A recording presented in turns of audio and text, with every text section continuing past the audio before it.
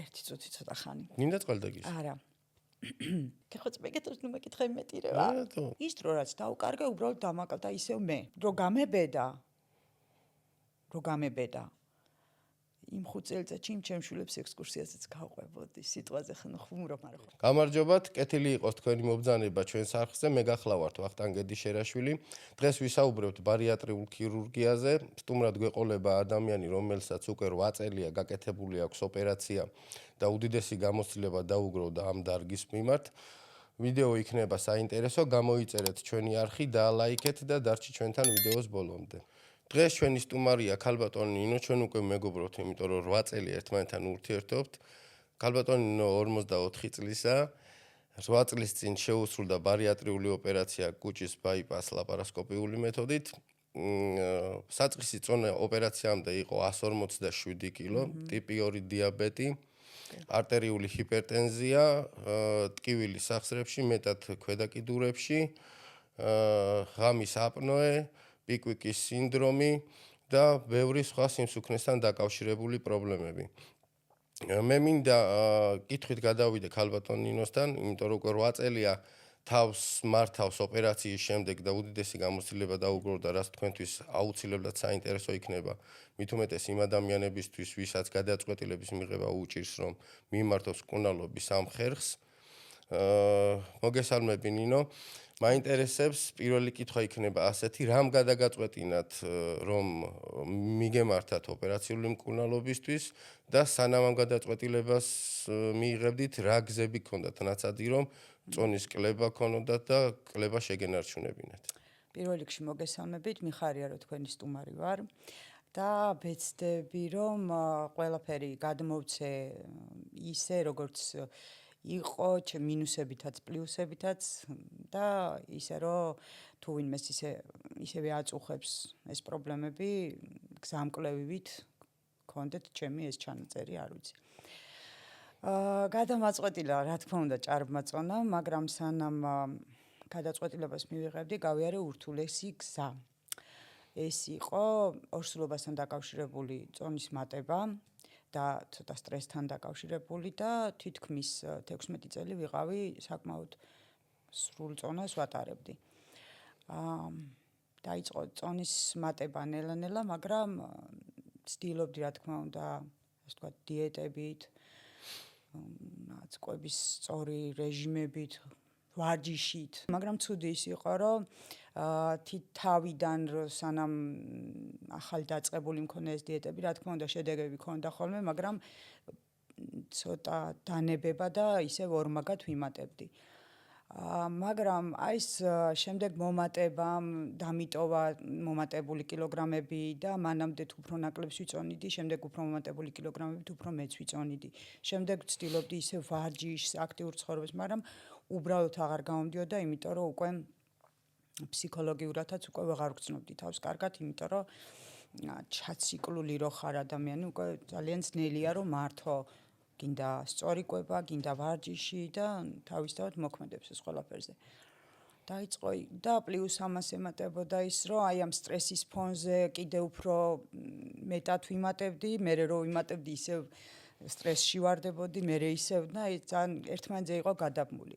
ამ ყველაფერს დაემატა, რომ უკვე გრძნობდი შაქრის მატებას, მუხლების ტკივილს, სახსრების, უკვე შეზღუდული მოძრაობებიც მქონდა ნელა-ნელა, არა და ვიყავი საკმაოდ ახალგაზრდა და მაგას აქ ძალიან ძნელი იყო ეს ყველაფერი და ბოლოს უკვე 37 წლის ვიყავი, რომ უკვე გადავწყვიტე, რომ ეს უნდა გამეკეთებინა, მაგრამ სანამ მივიღებდი გადაწყვეტილებას, რომ უნდა გავიკეთო, მანამდე კიდევ უფრო ცუდი რაღაც დამემართა, ის რომ თითქმის 3 თვე ფაქტობრივად ვეღარ ვდგებოდი სკამიდან და ვეღარც ვიწექი უკვე, იმიტომ რომ ეს ძალიან დიდი წონა იყო 157, მე თან არ ვარ მაღალი, განსაკუთრებულად რთული იყო ამ ხელა წონის ტარება ჩემთვის. წოლაც მიჭირდა, მოძრაობაც მიჭირდა და თავისთავად ეს უკვე უარესობისკენ მიდიოდა ყველაფერი. როგორც კი გადავწყვიტე, რომ უნდა გამეკეთებინა, აი არც ერთი წუთი აი შიში აღარ მქონია, მეგონა რომ ეს იყო ბოლო შანსი და თურმე მართლაც ასე ყოფილა რა. იმიტომ რომ მართლა ბოლოს შანსი მქონდა, დარწმუნებული ვარ, იმიტომ რომ გძნობდი უკვე რომ რაღაც რამდენიმე თვეში შეიძლება უბრალოდ ვეღარ გამეღვიძა. და ეს იყო ოპერაციის გადაწყვეტილება, რა თქმა უნდა, ერთი დღეში მისაღები გადაწყვეტილება არ არის, აქამდეც გექნებოდა ნაფიქრი. საინტერესო არის რა გაფრთხილებდათ, რა გაჩერებდათ, რომ აი სანამ გადაწყვეტდით, რომ მოდი ბოლო გზა არის და ოპერაციას გავიკეთებ. რა გიშილდათ ხეს ოპერაციისთვის? ინფორმაციის ნაკლებობა. პირველ რიგში ეს მინდა ვთქვა, რომ არ ვიყავი დარწმუნებული, რომ ამ ოპერაციას გადავიტანდი თუ არა, რა მოყვებოდა ამ ოპერაციის გაკეთებას, იმიტომ რომ ჩემს ირგვლივ თითქმის არავინ არ მეგულებოდა, ვისაც ჰქონდა გაკეთებული ეს ოპერაცია და აქედან გამომდინარე ცოტა მეშინოდა. სანამ არ მოვედი თქვენამდე. და მე უკვე თქვენ რა პერიოდშიც გაიკეთეთ, იმ პერიოდში იმდენად აქტუალური არ იყო ბარიატრიული ქირურგია საქართველოში, თითქმის ახალი შემოსული დარგი იყო და მესმის რომ ინფორმაციის ვაკუუმი იყო. თუ ხერხული არ იქნება თქვენი მხრიდან საუბარი, აი ამ მდგომარეობაში თქვენი დღის რუტინა როგორი იყო, თქვენი დღის გრაფიკი, რას აკეთებდით დღის განმავლობაში? ხო, ის დამავიწყდა მე თქვა, რომ ამ ყველაფერთან ერთად გარდა იმისა, რომ უკვე მოძრაობა შეზღუდული მქონდა და ყველაფერი დამემართა ასთმაც. ასე ვთქვათ, და ფიქრობ, რომ ესეც ჭარბი წონის ბრალი იყო, მიჭირდა სულ თქვა და აქედან გამომდინარე ფაქტობრივად ჩემი დღის განრიგი იყო ერთ ოთახში ყოფნა. სურვილიც აღარ მქონდა და არც შემეძლო უკვე გარეთ გასვლა, იმდენად ვიყავი შეზღუდული ყველანაირად.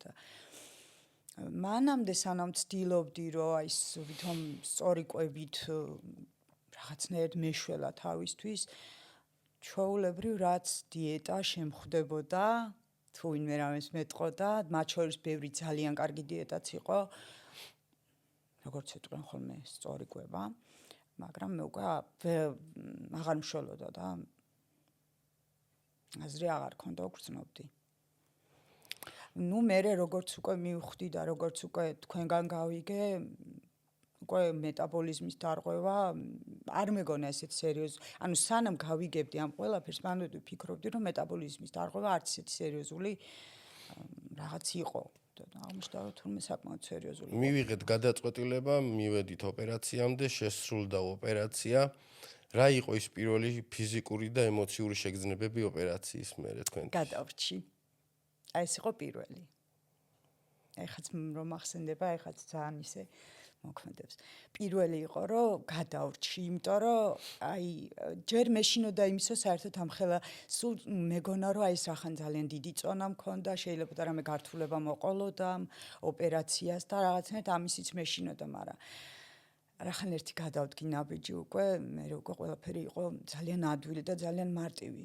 სხვათა შორის მინდა იმ თემასაც შევეხო, რომ მე ვიცი ძალიან ბევრისგან გამიგე რომ აი გავიკეთე და რაღაც აი არ ვიცი შეიძლება იმიტომ რომ მე ძალიან მინდოდა რომ უბრალოდ მეცოცხლა შვილებისთვის და ადრეც თქვი და ყოველთვის ამას ვამბობ რომ მეცოცხლა და გადავრჩენილიყავი და ალბათ ეს იყო ძალიან დიდი სურვილი რომ მახსოვს რომ რასაც მარიგებდი იმაზე მეტად ვცდილობდი კიდევ რომ თუ მეტყოდი მაგალითად რომ აი ეს უნდა მიიღო, დაჟე ვცდილობდი რომ იმაზე ნაკლებიც მიიღო, იმდენად მონდომებული ვიყავი. რა იყო ყველაზე მოულოდნელი ოპერაციის შემდეგ, როგორც ფიზიკურად, ისე ემოციურად? ემოციურად რომ დავიწყო ლაპარაკი, რა იყო ყველაზე მოულოდნელი, ალბათ ძალიან დიდ ხანს გაგრძელდება, მაგრამ პირველი რაც იყო, ეს მინდა რომ თქვა. ფიზიკურად. ესე იგი სანამ მქონდა ამხელა წონა, რა თქმა უნდა, ყოველთვის მიჭირდა ადგომა. სკამიდან, დილით რო ვიღვიძებდი ადგომა ლოგინიდან, რა თქმა უნდა, ეს იყო ჩემთვის ურთულესი. როგორც კი კლება დავიწყე და ცოტა სიმსუბუქე ვიგრძენი და ცოტა თავისუფლება, პირველი ის იყო, რომ აი რო ვიღვიძებდი და რომ სანამ ავდგებოდი, მეგონა რომ კიდე მქონდა იმხელა წონა და იმდენად თავისუფლად ვდგებოდი, რომ ამის ხანდახან მქონია ესეთი მომენტი, რომ ვაიმე, რა ადვილად ავდექი. ეს შეიძლება თითქოს რაღაც არასერიოზული რაღაც იყოს, მაგრამ ეს იმხელა мотиваციას გაძლევს შემდეგ ადამიანს. ნუ ყოველ შემთხვევაში მე ესე ვიყავი, რომ თითქოს დეტალია, მაგრამ ეს იყო პირველი, რაც მაოცებდა და მაბედნიერებდა, რომ მე აღარ ვიყავი აი საწოლს მიჯაჭვული და სავარძელს მიჯაჭვული. ეს იყო პირველი აი ძალიან ბედნიერება. ეს იყო პირველი. მართლა. და სუნთქვა შევძელი თავისუფლად. ოპერაციამდე თუ ქონდა რამე ისეთი ჩვევა, რისთან ოპერაციის მერე თავის დანებება მოგიხდა და ეხლაც გენატრება, ან რაღაცას ვერ აკეთებდით თუ ფსიქოლოგიური, სოციალური ფაქტორები ოპერაციამდე და ოპერაციის მერე. ეხა აი ისეთი რამე არ იყო, რომ იმას ვეღარ ვაკეთებ. პირიქით, რაც მენატრებოდა და რაც მაკლდა ცხოვრებაში, პირიქით ის ყველაფერი თითქოს ავინაზღაურე ამ ოპერაციის მერე და ამ კლების მერე. მაგალითად, გეტყვი რომ 16 წელი თქო, სულ ვამბობ ხოლმე, რომ ვიცხოვრე აი ეს რაღაც უხეშად ჟღერს, მაგრამ არ არის ეს მე მგონი, რომ აი საპრანჭაო თემა, აი ცხიმის ტყვეობაში. და აი 16 წლის მერე უკვე რაც ეს 16 წელი ვატარე ეს სამხელა მასა ასე ვთქვათ, განთავისუფლდი. ამის შემდეგ დაიწყო ჩემთვის სულ ახალი ცხოვრება და სულ ამბობ ხოლმე რომ რაც იმ 16 წელიწადი მომაკლდა ერთიანად ავინაზღაურე თქვა, ანუ ჩემთვის უკვე აი ბედნიერება გახდა პირველ რიგში, აი ვიგრძენი რა იყო შვილებთან ერთად სასეირნო წასვლა. ნუ ჩაცმაზე აღარ ვლაპარაკობ, რომ უკვე ნელ-ნელა უკვე თავისუფლად ვიცმედი და ამჭირდებოდა ზაფხულის ტანჯვაწამებას რო აღარ განვიცდიდი.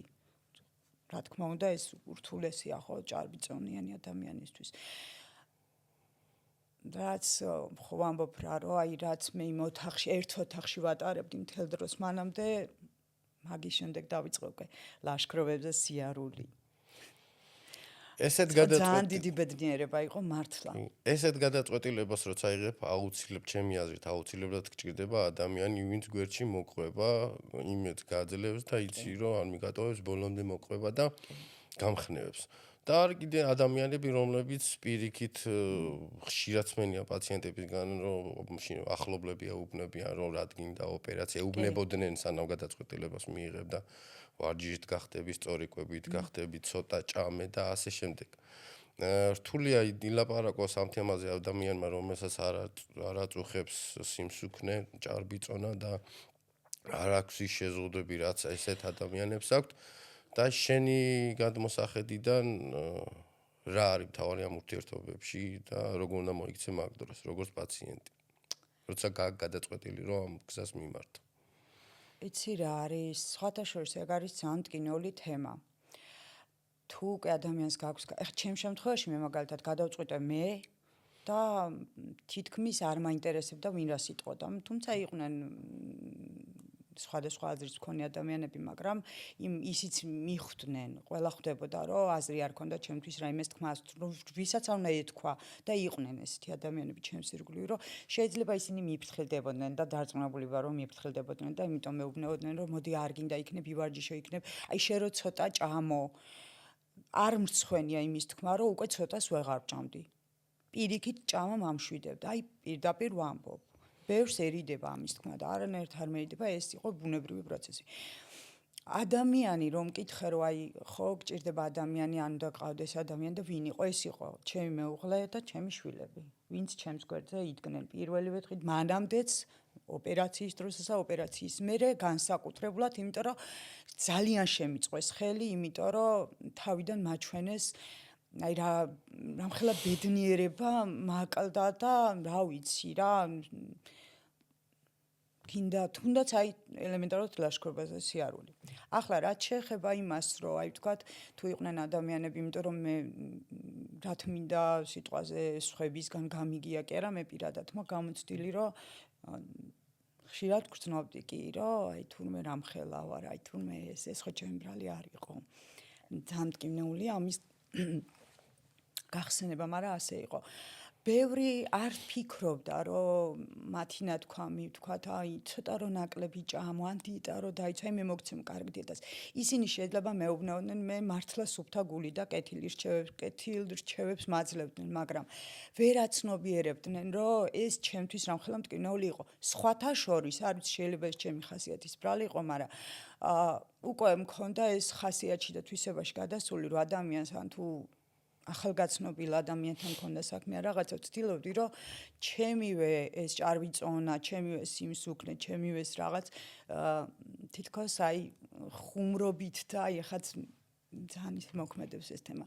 თითქოს ვცდილობდი, რომ დამესწრო და მე თვითონ მეხუმრა ამ ჩემ წონაზე, ამ ჩემ გარეგნობაზე და ასეთ რაღაცებზე, რომ მე ნაკლებად მტკივნეული ყოფილიყო, ანუ მე ხო ვიცოდი უკვე ვინც არ უნდა ყოფილიყო, გინდა ახალი გაცნობილი, გინდა დიდი ხნის უნახავი ადამიანი, ვისაც შევხვდებოდი, მე ხო ვიცოდი, რომ ეს შეიძლება არ ეთქვა, მაგრამ ეფიქრა და თითქოს იმასაც ვეხმარებოდი, რომ ნუ კაი იხუმრე, არა უშავს. მაგრამ სინამდვილეში ეს იყო საშინლად მტკივნეული, იმიტომ რომ მე უკვე ყველასგან მქონდა მოლოდინი, რომ ყველა ასე ფიქრობდა. არ შემწხვება, რომ თქვა, რომ მიგრძნი ადამიანის ხალხის მზერა, დამიჭერია მომენტი, ამას იმიტომ ვყვები და ცოტა ნერვიულობ კიდეც, რომ ზუსტად ვიცი, რომ ყველას არა, მაგრამ ბევრს შეიძლება განუცდია ასეთი რაღაცა და მინდა იცოდნენ ადამიანები, რომ მარტო არ არიან, მეც გადავიტანეს.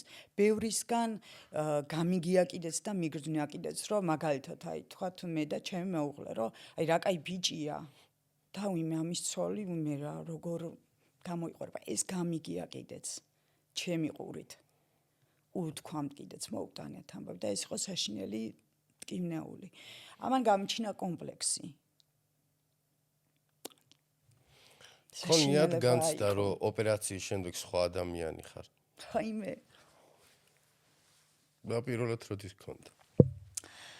ოპერაციის მერე რომ სხვა ადამიანი გავხდი, მქონია მომენტი კი არა, ეხაც ეგ შეგრძნება მაქვს. საერთოდ არ მახსოვს როგორი ვიყავი მანამდე.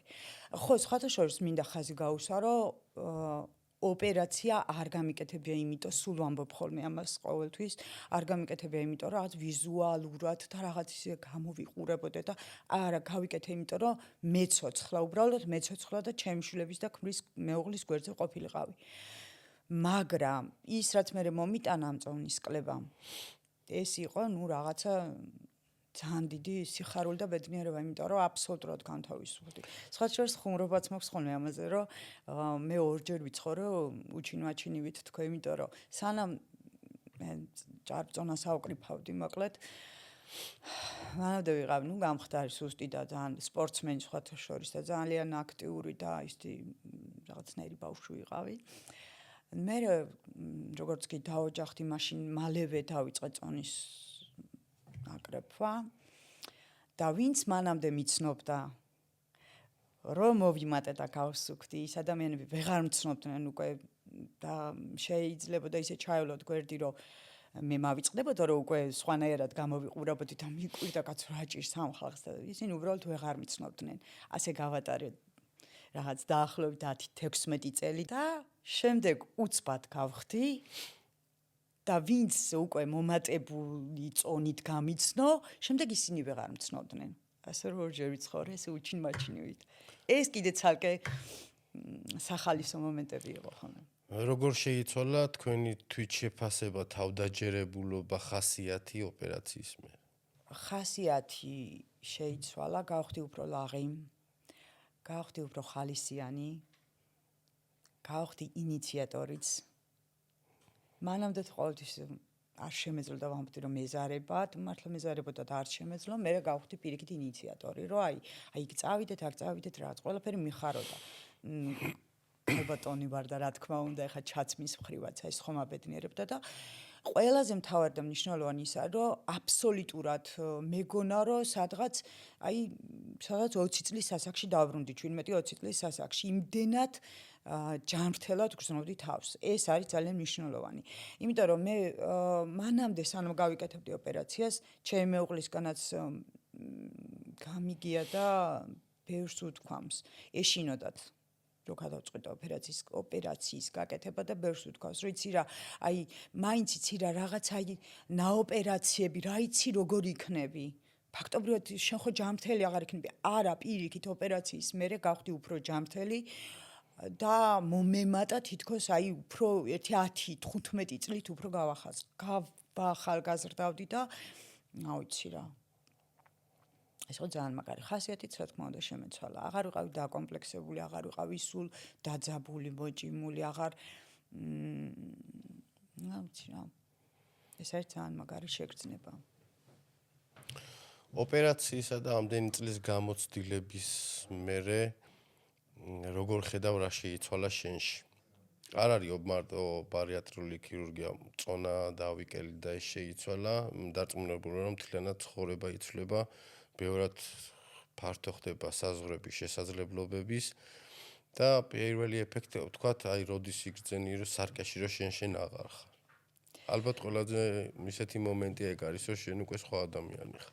ხო, ну ეგ რა თქმა უნდა თავისთავად და ესეთი გიფიც არის, რომ სარკისი რო გაივლი და რო თვითონ რო ეშინია თავის დანახვა. აი ესეთი შეგრძნებები მქონდა, იმიტომ რომ დიდი ხანი ვერ ვეგუებოდი ჩემს გამოსახულებას.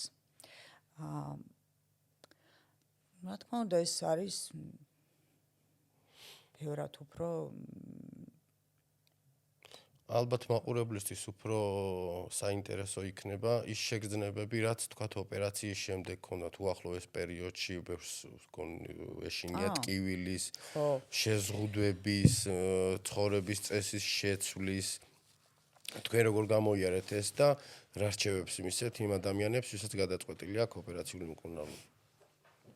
იცი რა არის მარტივი, თითქოს არ არის აი ოპერაციისდან პირველი, მეორე, მესამე დღე მაინც ძალიან დიდი დისკომფორტი არის. ვერ ვიტყვი რომ არ არის, მაგრამ ტკივნეული და ისეთი არ არის. დისკომფორტია თუნდაც მაინც კლინიკაში გიწევს ყოფნა, მაინც რაღაც. მაგრამ თავარი არის რომ აი ტკივილები არ გაქვს. ისეთი რომ ვერ გაუძლო და ვერ გადაიტანო და რაღაც ესეთი რაღაცა არ კვებაზე დამოკიდებულების მხრივ? როგორ? კვებაზე დამოკიდებულების ხო, თავარი კიდე ეს არის, რომ უცნაური იყო ის, რომ უბრალოდ არ მშივდებოდა. არ მომშიები, აი მართლა, ბევრისგან გამიგია, რომ აი მე მშივდება. სხვათა შორის მე მინდა გითხრა და ბევრისთვის მithქვამს ეს, რომ მე მახსოვს, სანამ გავიკეთებდი ოპერაციას, შენ მეუბნეოდი, რომ აი მე კითხე კიდეც, რომ ხო აი რომ მომშივდეს, რა ვქნა? და შენ მეუბნეოდი, რომ არა ნინო, არ მოგშივდება, მაგრამ შეიძლება ტვინმა მოგატყუოს. მართლა ეგრე ხდება და მე ვიცოდი, რომ არ მშივდებოდა. ნუ რჩევებს მაძლევდი, რომ სანამ გავიკეთებდი, რომ აიცი რა ეს შეიძლება, იგრძნო ეს შეიძლება. და სხვათა შორის მართლა ეგრე მოხდა. მქონია მომენტი, რომ მგონებია, რომ აი ვაიმე მგონი მშია. და მე გამხსენებია, რომ შენი სიტყვები, რომ ნუ იცი ჩვენ ვაკეთებთ ოპერაციას კუჭზე და არა ტვინზე. იმიტომ რომ ტვინი უნდა მართოს შენ. თუმცა ამ ტვინის მართვა, ესე ვთქვათ, ძალიან დიდხანსაც არ დამჭირვებია, იმიტომ რომ რაღაც პერიოდი, დაახლოებით 1 თვემდე პერიოდი იყო, რომ მეჩვენებოდა, რომ რაღაც ხო არ მომშივდა. მაგრამ როგორც კი დავფიქრდებოდი და ვიცოდი, რომ მე კი არ მშია, უბრალოდ ტვინი მატყუებს. მახსენდებოდა, რომ უნდა იკვებო ნელა, ამ ყველაფერს ვითვალისწინებდი. უნდა იკვებო ხშირად და ცოტა. მართლა ყველაფერს ვითვალისწინებდი და შედეგიც კარგი მივიღე. პირველი 1 თვე იყო არართული, უბრალოდ მიჩვევა სჭირდება ორგანიზმს. თუნდაც ის რომ გატყუებს ორგანიზმი, რომ აი ხა რაღაცა გინდა, გგონია რომ აი ხა ეს ამას შეჭამ, მაგრამ სინამდვილეში ვერანაირად ვერ ჭამ. და მართალი იყავი, როცა მეუბნეოდი, რომ ჩვენ ვაკეთებთ ოპერაციას კუჭზე და არა ტვინზე. არიან ადამიანები, მე ვიცი მაგალითად რამდენიმე ადამიანი, ვინც წუწუნებს, რომ იცი, აი გავიკეთე და რატომ შია? არ გშია, სულ ვამბობ, რომ აკი არ გშია, ტვინი გატყუებს. ანუ შენ სიტყვებს უმეორებ, არ ვიცი.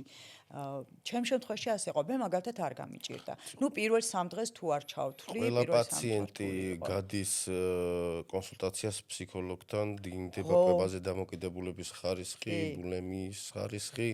აქედან გამომდინარე, უნდა მოხდეს პაციენტზე რა ტიპის ოპერაცია უნდა შეირჩეს, რომ მაქსიმალურად კვებაზე დამოკიდებულება შეუმსუბუქო, მეტი კვებითი კომფორტი მისცე და შედეგი მაინც მივიღოთ. აქედან გამომდინარე, ზუსტად ის კვლევები, რაც სტარდება ოპერაციის წინ, გამოკვლევები, კონსულტაციები, გვაძლევს საბოლოო სურათს, რა ოპერაცია ჭირდება პაციენტს, როგორ უნდა დავეხმაროთ, რომ შედეგი იყოს ის რასაც ველით და მივიღოთ რეზულტატი მყარი და შორეული მენეჯმენტი მოხდეს წონის კლების და შენარჩუნების. სხვათა შორის თავიდან სანამ ოპერაციას გავიკეთებდი მახსოვს რომ თქვა ფსიქოლოგთან უნდა გაიარო კონსულტაცია. ცოტა არასერიოზულად შევხედე ამას. ხო იცი რომ გეჩქარება რომ აუტროზე გამიკეთონ და საქართველოში მოგის კულტურა არ იყო ეხლა და ეხლა უფრო უფრო მაგიტო შევხედე ცოტა არასერიოზულად მე თვითონ მეთქი დავიჯერო ესე მჭირდება ფსიქოლოგმა მე მივხვდი რომ ძალიან დიდი საქმე გააკეთა ფსიქოლოგთან კონსულტაცია. პოსტოპერაციულ პერიოდშიც პაციენტებთან ფსიქოლოგები ძალიან კარგად მუშაობენ და ეხმარებიან ზუსტად იმ პრობლემების გადალახვაში რაც პაციენტს არ უნდა მოუწიოს მარტო, არ უნდა მოუწიოს თვითნებურად და ყოველთვის ვიძახი იმას, რომ ძალიან დიდი მნიშვნელობა აქვს ექიმთან კომუნიკაციას პაციენტის. იმიტომ რომ თავიდან დასაწყისში საუბრიშნე ჩვენ უკვე მეგობრობთ, იმიტომ რომ ყოველთვის საქმის კურსში ვარ, თუ რამე გიჭირს, თუ რამე გამოსასწორებელია. ხანდახან ფიქრობ ხოლმე რომ ძალიან ხوار ვაწუხებ თქმა რა. ვიცი ვარ გაწუხებ. იმიტომ რომ მე შენ თვითონ საყვედურობ ხოლმე რომ ხო იცი რომ უნდა დაგერეკა რატო არ დამირეკე რატო არ მკითხა ფსიქოლოგთან კონსულტაციაზე უნდა ვთქვა რომ ცოტა არასერიოზულად შევხედე მაშინ მე ხო 8 წლის წინ მაგაკეთებული და მაშინ ეს რაღაცა ჩემთვის უცხო თემა იყო და ფიქრობდი ნეტა რატო მიშვებს ფსიქოლოგთან ფსიქოლოგმა დამისვა ისეთი კითხვები რაც მე თვითონ არ ვიცოდი ჩემ თავზე ბევრი ისეთი კითხვა დამისვა და აღმოაჩინე რომ უი აი ეს ამიტომ დამემართა ის იმიტომ დამემართა გარდა მაგისა რა ვიცი შეიძლება არ უნდა ვთქვა მაგრამ ფსიქოლოგმა დამისვა ესეთი კითხვა რომ რა არის ესეთი რასაც მაგალითად ფიქრობ რომ ვერ შეძლებ ოპერაციის შემდეგ რომ უბრალოდ მავნე ჩვევად რას თვლი რასაც ფიქრობ რომ ამას ვერ შეეშვები გონია რომ აი ამის მიტოვება არ გინდა შეიძლება არ უნდა ვამბობდე მაგრამ ნუ მწეველი ვარ და მაშინ და შოკოლად დამოკიდებული ვიყავი და ვარ ეხლაც ეს არ უნდა თქვა და ვუთხარი ფსიქოლოგს რომ ალბათ მეთქი არ ითქო რომ ვარ მწეველი, ვიცი რომ სიგარეტს ვერასდროს ვერ გადავაგდებ, არ ვიცილება, როდესღაც ხომ არ ვიცი თქო რომ მოგატყუებ, რომ გითხრა რომ კი ოღონდ გამიკეთდეს ეს ოპერაცია და რა თქმა უნდა აღარ მოწა, ეს იქნება ტყუილი თქო და მეორე არ ვიცი როგორ უნდა მოვახერხო რომ მე აი შოკოლადი არ ვჭამ, იმიტომ რომ შოკოლადი მაწყნარებს, მგონია ყოველ შემთხვევაში ესე. ხო და ეს თქვი შემეძლო რომ საერთოდ არ მეთქვა, მაგრამ იმდენად მინდოდა რომ ოღონდაც სწორედ გაკეთებულიყო ოპერაცია და სწორედ შერჩეული ყოფილიყო, იმიტომ რომ მითხრა რომ მე ამით გეხმარები რომ სწორედ შევარჩიოთ ოპერაცია, რომ მივხვდი რომ იქ არ შეიძლებოდა მოტყუება. ოპერაციის შემდეგ ამხელა გამოცდილებით ამდენი წელი გავიდა, გადატანილი გაქვს ეს ყველაფერი, რას მიხდი ყველაზე მთავარს ოპერაციამდე და ოპერაციის მერე? წინა ცხოვრება და ეხლა ცხოვრება. ვაიმე, ბევრ ამას მივხვდი, საიდან დავიწყო. მივხვდი პირველ რიგში თუ აი წონასთან დაკავშირებით მივხვდი იმას რომ ზოგადად ცხოვრებასთან დაკავშირებით, ცხოვრების ხარისხთან დაკავშირებით და ყოველდღიურობა. ცხოვრებასთან დაკავშირებით ჯანმრთელობის ფასი რო არაფერი ყოფილა, მაგას მივხვდი და ეგ დავაფასე პირველ რიგში. ის ვისწავლე რომ ცოტა ამ ბოლო დროს ცოტა აურიე ვაღიარებ, მაგრამ ვისწავლე რომ ჯობია ჭამო, თქვათ, ხშირად მცირე ულუფებით, რაც მანამდე ეს კულტურა არ მქონდა. ვიდრე ერთიანად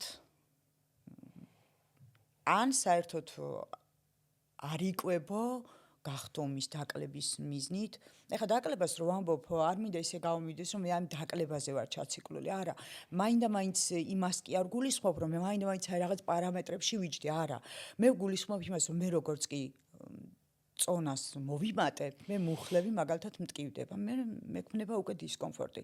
ეს მაფხიზლებს და ეგრევე ხვდები, რომ არა, ნინო, რაღაცა აურიე. არ არის რთული, რომ დავუბრუნდე იმ რეჟიმს. აი ისევ თავარი ის არის, რომ ისე უნდა გაიხსენო, რომ შენ უბრალოდ პაციენტებისთვის ხშირად მithქვამს, რომ ოპერაციის წინ ფოტო გადაიღონ, რომ ყოველთვის იცოდნენ, როგორი არ უნდა გახდნენ. არის мотивация ალბათ. კი, არის. ფოტოც და ის ტანსაცმელი შენახული მაქვს, ოღონდ არ მთხოვო მოდი. არ მთხოვო. ამდენი საუბრის მე ალბათ მაინც დაგისმევ კითხვას. ოდესმე თუ ყოფილა ოპერაციის მერე მომენტი, როცა რაღაცა წამით მაინც გინანია რომ ოპერაცია გაიგეთ. აუ არა. კი, მინანია რაც გემრიელი ყოფილა სუფრაზე და მithქვა ხვახო და შეხო შეგიძლია რომ მიირთვა ჩაულებრივად ხუმრობით არა ხო აი მაგას ვამბობ ეს რა თქმა უნდა ხუმრობით ხშირად ხუმრობ ხოლმე მაგაზე რომ ხვახო თქოს მაგრამ სინამდვილეში ძალიანც რომ მინდოდეს იმაზე მეც მაინც ვერ მივიღებ რა ის მიღება შემიძლია და ვისწავლე კიდე ის რომ რასაც ვიღებ კვებასთან დაკავშირებით ვამბობ ამ შემთხვევაში რასაც ვიღებ ის მცირე ულუფა მივიღო გემრიელად უბრალოდ რა всё არ მივიღო ჩქარ და ისიც ვისწავლე რომ მირჩევნია რომ სიტყვაზე ერთი ულუფა გადავიღო თქვა და ბევრი მირჩევნია ბევრი გადავიღო ცოტა და ყველაფერს გაუსინჯო გემო და არ ვიფიქრო იმაზე რომ აუ ეს შეიძლება და აუ ამას რა გემრიელად შევჭამდი ამაზე არ უნდა ვიფიქრო არ ვიცი რამდენად სწორად ავხსენე აი ვცდილობ რომ ავხსნა ისე რასაც გრძნობ ხოლმე და რაც ხდება ხოლმე სინანულით მართლა არასდროს არ მინდა მე რო ეხლა ისევ იმ მდგომარეობაში ვიყო აი ულაპარაკოთ ერთი წუთი არ ვიფიქრებდი ისევ გავიკეთებდი თავიდან რა რჩევას მისცემდი ადამიანებს რომლებიც ფიქრობენ ბარიატრულ ქირურგიაზე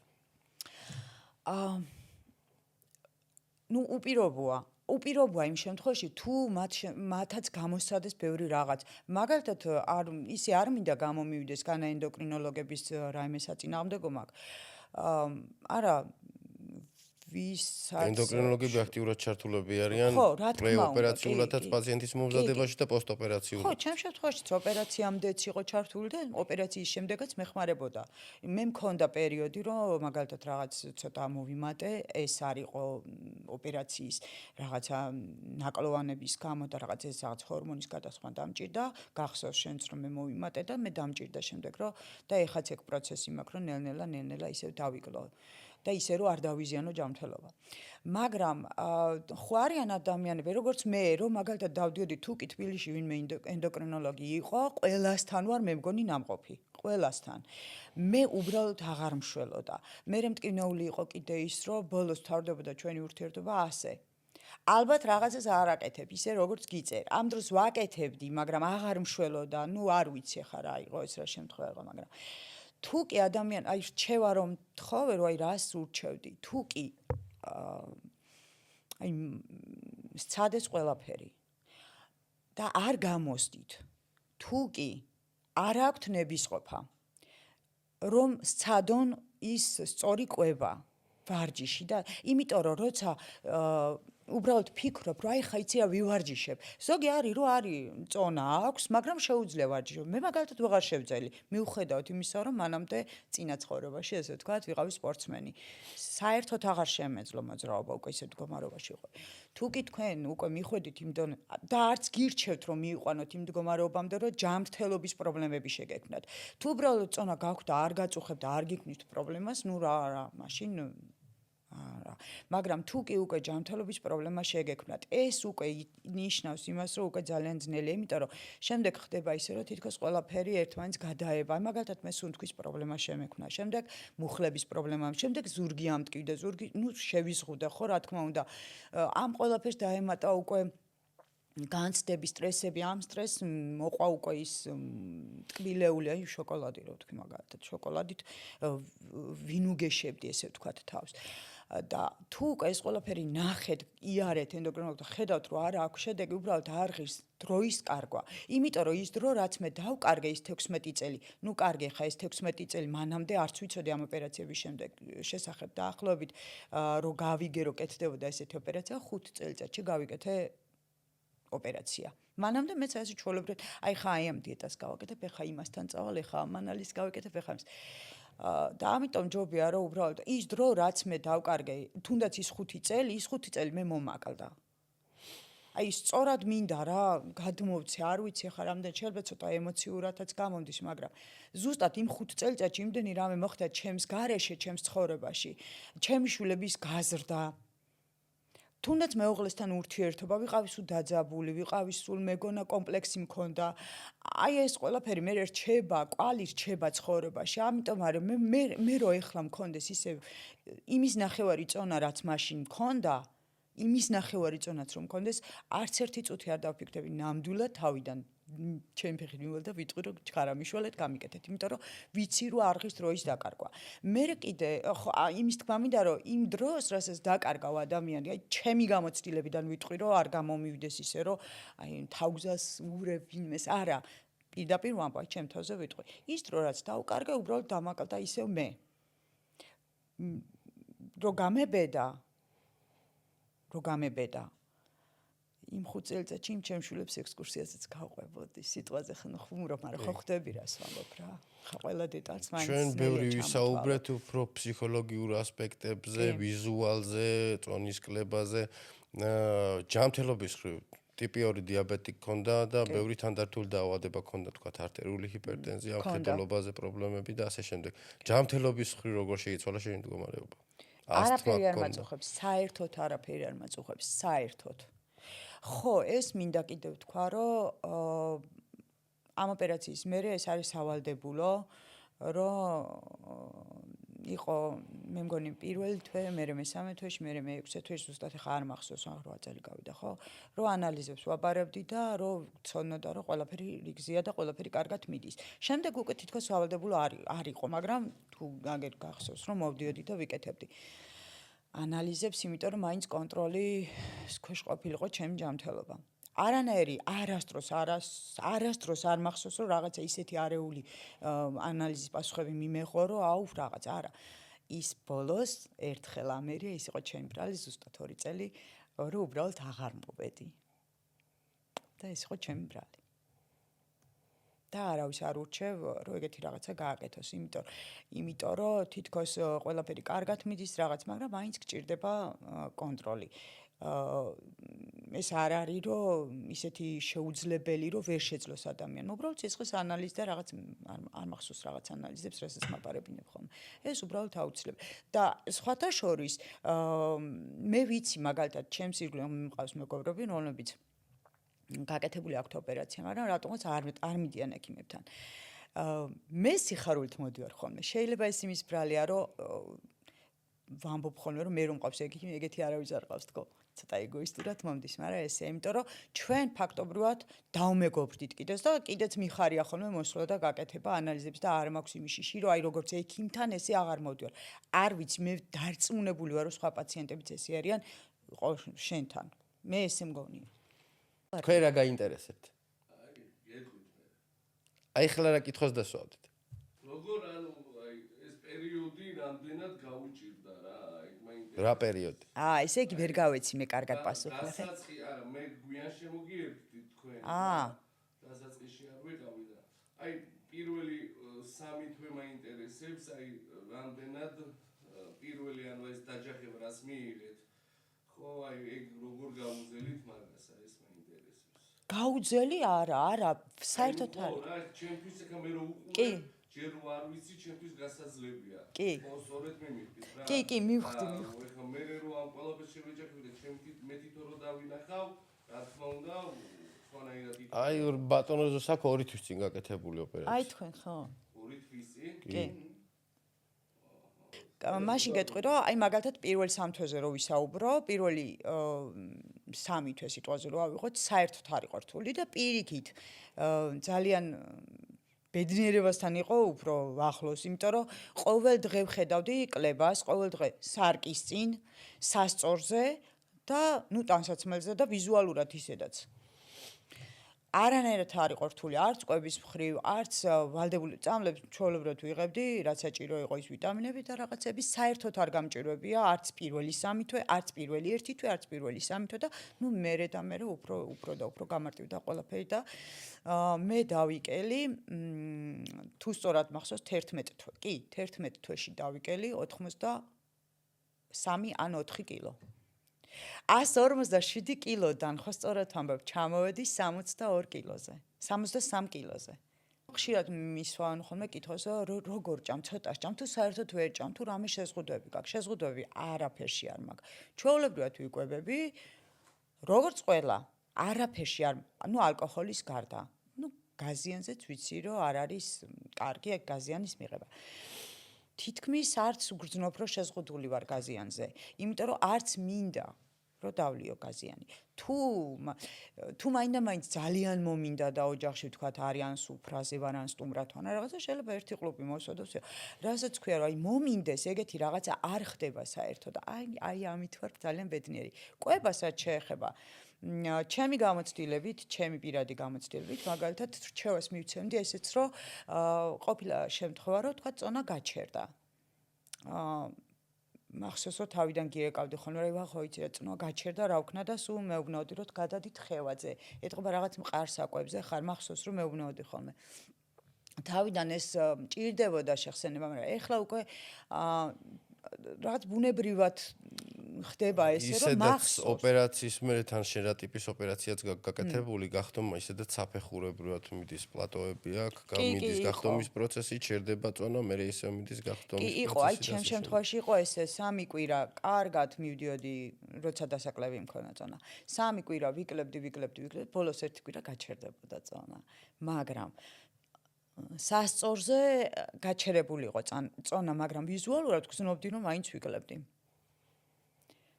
ხელშეწყობა ერთ-ერთი ეგ იყო, რომ თუ სიტყვაზე აი ეს 1 კვირა როცა გაჩერებული იყო წონა, ვცდილობდი, რომ უფრო ხშირად ბულიონები, ან უფრო თხევადი საკვები მიმიღო, ვიდრე მყარი. როგორი ურთიერთობა ჰქონდა ალკოჰოლთან და კვებასთან ოპერაციამდე და ოპერაციის შემდეგ რა შეიცვალა?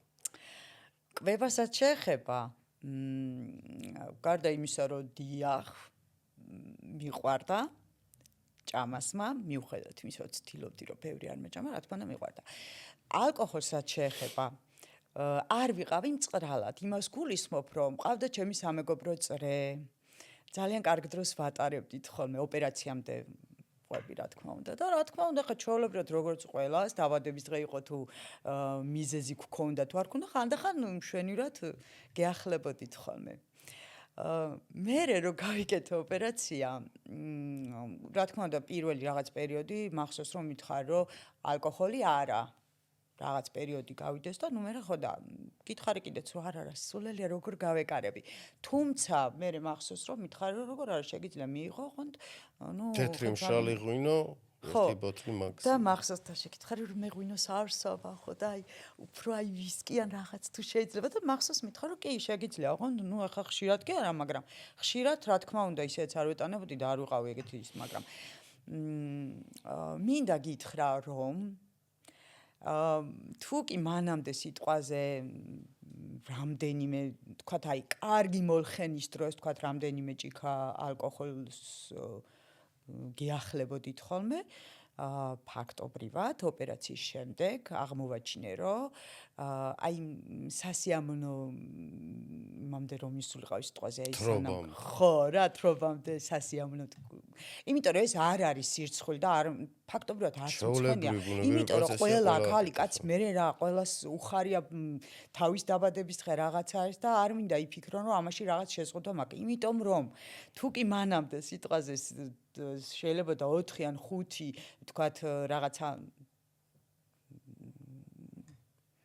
გადამეკრა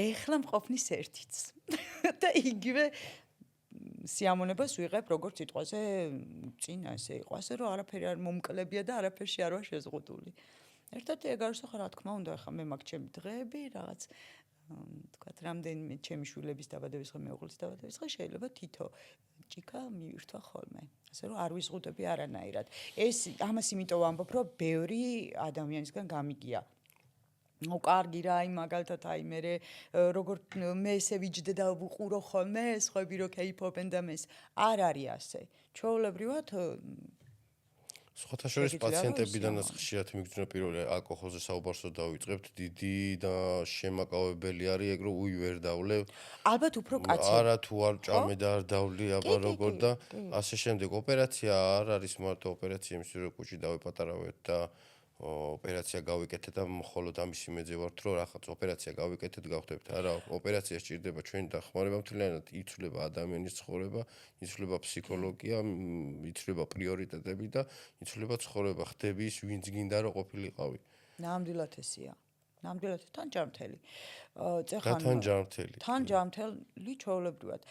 და აი წეხა რომ მკითხე რომ აი რამე შეზღუდვები რო ქონდა, ეს არ გამახსენდა და ეხლა რო გამახსენდა, ეხა იმიტომ ჩავამატე ეს რომ ექიმებთანაც ზოგს უჭირს რომ უთხრას, რომ აი სიტყვაზე აი რა ვქნა ასეთ დროს სიტყვაზე თუ სუფრაზე მოხვდი. არ არის ეს საუხერხულო და არც არანაირად არ ვარ შეზღუდული. არც მე და არც სხვა ვინც იკეთებს ოპერაციას. თავარი არის ისევ ის, რომ რაღაც ხანდახან მაინც კონტროლი გაუწიო და ზედმეტი არ მოგივიდეს და ვერც მოგივა ფაქტობრივად ზედმეტი. არ ვიცი რამდენად ამომწურავად ვისაუბრე, არ ვიცი რამდენად შეიძლება ცოტა ემოციებმაც კიდე იმოქმედა და შეიძლება ბევრი რაღაცა გამოვტოვე ისეთი რაც შეიძლება ძალიან მნიშვნელოვანი იყოს მომავალი პაციენტებისთვის.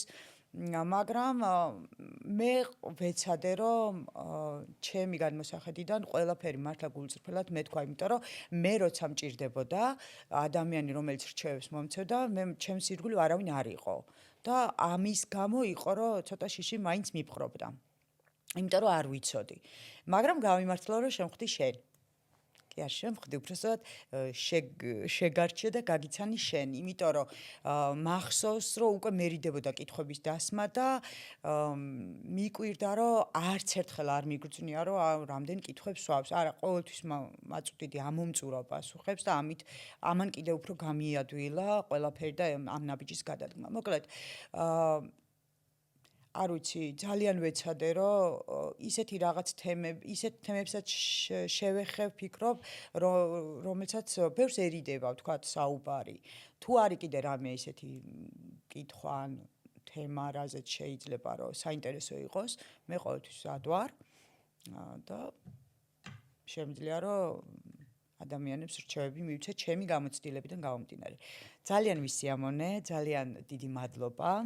პატივია ჩემთვის შენთან სტუმრობა და ვფიქრობ რომ ეს რჩევები გამოადგება სხვა ადამიანებსაც და ისინიც გაიმარტივებენ ცხოვრებას და უბრალოდ დროს არ დაკარგავენ. მადლობას მოგიხდით სტუმრობისთვის, ძალიან საინტერესო გადაცემა გამოგვივიდა. ბარიატრიული ქირურგია არ არის მხოლოდ ოპერაცია და ნაკერები, ბარიატრიული ქირურგია არის თელი ის ცხოვრება, რაც პაციენტი ოპერაციის შემდგომ გადის. გამოიწერეთ ჩვენი არხი და ლაიქეთ. მადლობას გიხდით რომ ვიდეოს ბოლომდე ჩვენთან ერთად იყავით. გისურვებთ ჯანმრთელობას. დაჟეციაზე ნერვიულო? ძალიან ბევრი ხვარბი ლაქლაქეთ. არა, პირიქით, კაი იქნება.